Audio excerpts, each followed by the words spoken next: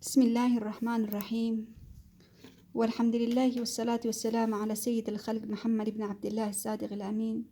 أما بعد، أعزائي المتابعين والمتابعات، اليوم لدينا موضوع مهم لكل مسلم ومسلمة: قيام الليل. من أراد أن ينور وجهه، من أراد الشفاء من أي مرض، من أراد النجاح في الدنيا والآخرة، من أراد أن يتفوق في مدرسته أو يحصل الزوجة الصالحة أو يريد أن يتزوج ولم يستطيع الزواج، فسبحان الله قيام الليل له فضل عظيم، والدعاء والمناجاة في الثلث الأخير لها فضل عظيم. سبحان الله الخالق. فقد وضح النبي صلى الله عليه وسلم إن قيام الليل شرف المؤمن وعزه، فهو ثبات حبه لله تعالى وإخلاصه له وإيمانه، فيجازيه الله ويرفع مكانته ومنزلته، وهو من الفضائل التي يستحق أن يقبط عليه المسلم.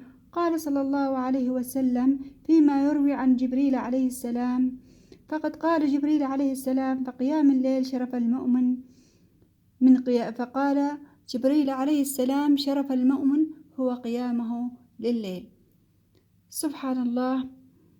قال صلى الله عليه وسلم: عليكم بقيام الليل فإنه دأب الصالحين قبلكم. إن قيام الليل قربة إلى الله، ومنهاة عن الإثم، وتكفير للسيئات، ومدرة للداء عن الجسد. سبحان الله. الذي يعانون من الأمراض الجسيمة والوخيمة في الجسد، سبحان الله، دعوة صادقة ومخلصة في الثلث الأخير من الليل وركعتين لله تشفيك من مرضك، بدل السفر، بدل المعاناة، بدل الخسائر. الفاتحة: الله هو الشافي المعافي، الله هو المحيي والمميت.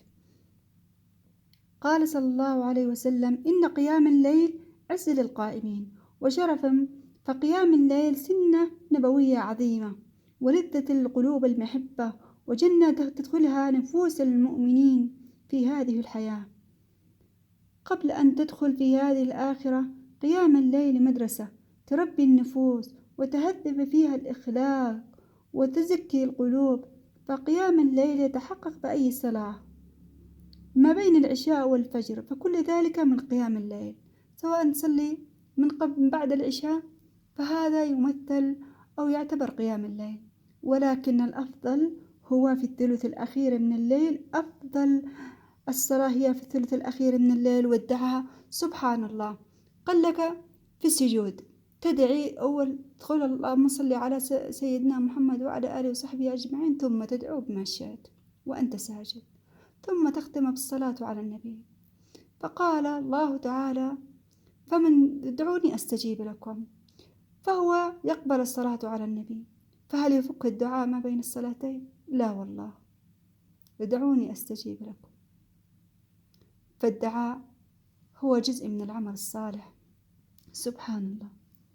لأن الله عز وجل ينزل إلى السماء، قال لك في الثلث الأخير من الليل. سبحان الله.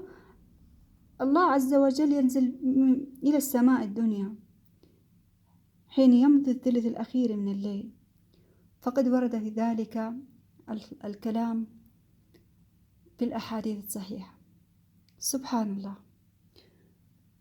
فنحن مقصرين في حق الله سبحانه وتعالى، فنحن نمضي وقتنا حتى الثلث الأخير من الليل ونحن نشاهد ونتابع، ولا مع الأولاد ولا مع الأزواج، وننسى لذة هذه الصلاة ولذة هذا الدعاء في الثلث الأخير من الليل.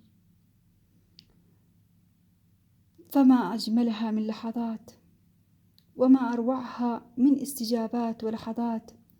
فسبحان الله، من يصلي صلاة الليل تشوفه منور وجهه، تشوفه يتكلم والناس يترقبوا كلمته، ينتظرون ماذا يقول. سبحان الله. الهداية من الله سبحانه وتعالى. فيا رب اهدنا واجعلنا من قائمين الليل، واجعلنا من الذاكرين والمسبحين والمستغفرين، واجعلنا من التوابين والمتطهرين. اللهم صل وسلم على سيد الخلق محمد. اللهم أجزنا خير الجزاء، ووفقنا وارحمنا برحمتك يا رحيم. السلام عليكم ورحمة الله وبركاته.